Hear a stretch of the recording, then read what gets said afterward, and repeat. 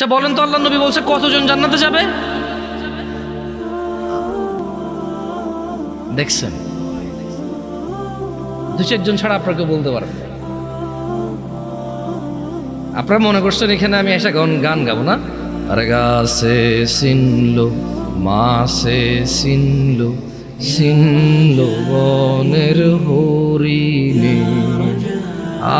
আমরা নবীর উম্মত হইয়া নবী জানরে চিনলাম না।